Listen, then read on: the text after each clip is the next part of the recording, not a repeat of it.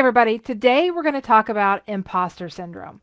I'm Dr. Carrie Wise, founder of JoyfulDVM, certified life coach, and today I want to take a look at imposter syndrome in a way that you probably haven't considered it before, which is actually the upside of imposter syndrome.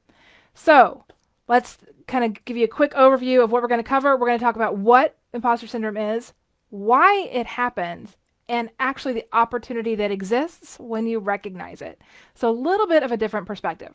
Let's start out with what imposter syndrome is. Some of you guys may not have heard the term imposter syndrome. And just like the word imposter implies, it's when you really believe that you're a fraud. It happens to lots of people in lots of different circumstances, so it's definitely not just a veterinary thing. It doesn't happen to just veterinarians or veterinary technicians. It literally can happen to anybody and does happen to lots and lots of people just in their normal everyday lives. And when you have this imposter syndrome going on, you believe that the things that you have achieved were kind of like by accident. You might be able to then kind of give the credit, if you will, to things outside of you. So like working really hard. Yeah, I did that, but I worked really, really hard. And so you really downplay the things that you've been able to achieve.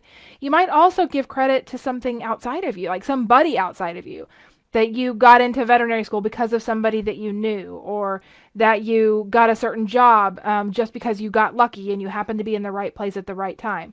Those are the kinds of sentences that often come up when we think about our own achievements, when we're suffering from imposter syndrome.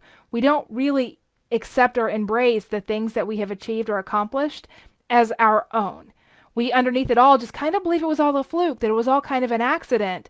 And the reason it's so miserable is because we also then fear that at some point we're going to be found out, that at some point somebody's going to catch on to how little we know or how bad we are at whatever the thing is, and then the whole like house of cards comes tumbling down. That's what's really like long term super stressful about imposter syndrome, is because you don't have any belief in what you've achieved and what you're accomplishing and what you're doing in, day out is really like valid, if you will. Like you just don't believe that you're cut out to do whatever the thing is that you're doing. So in vet med, we believe we're not really cut out to do this job, and then that just gets compounded as we get into practice.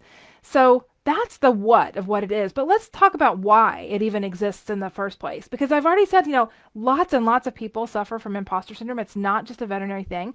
But why? Why is it that it happens in the first place? And to understand why it happens in the first place, we need to take a look at three different things. First is that it's anchored in low self-confidence. So underneath it all, many of us who have imposter syndrome, who suffer from imposter syndrome, we have very low self-confidence. So what does that mean? That's not just like belief in ourselves, but self-confidence is actually something that can be created, and it's not created because of like what we're able to handle emotionally. So at the heart of it, we don't believe that we can handle anything that comes our way from an emotional standpoint.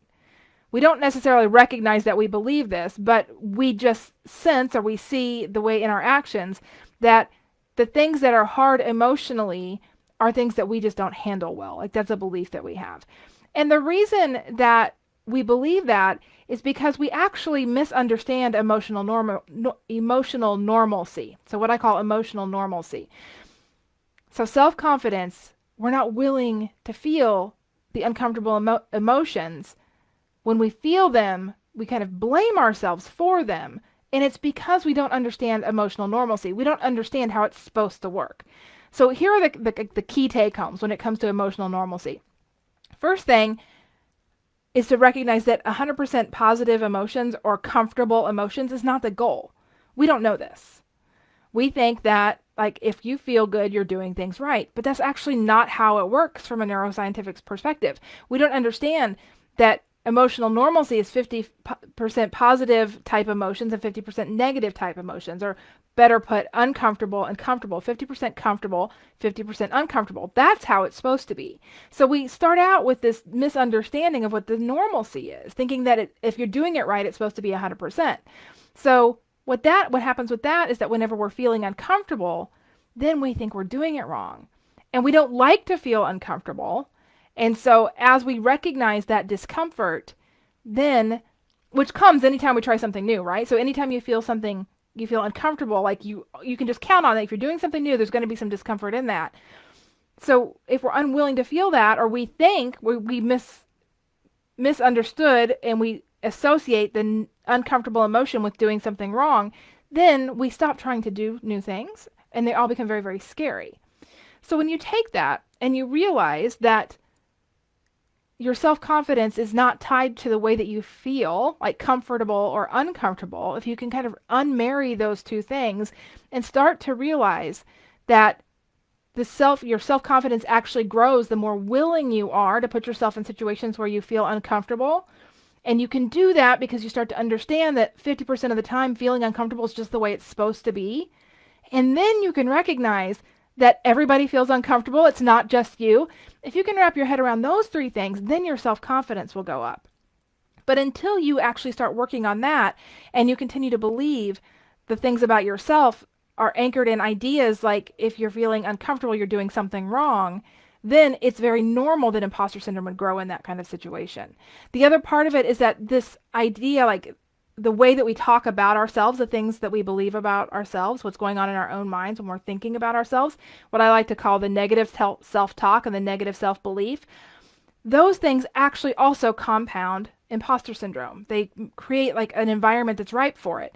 So how do you know if you're doing that? How do you know if you have like a negative self-image underneath all of it? If you really are thinking and believing things that are very negative, just pay attention to the sentences in your mind. Those sentences usually start with words like I can't, or I shouldn't, or I don't know.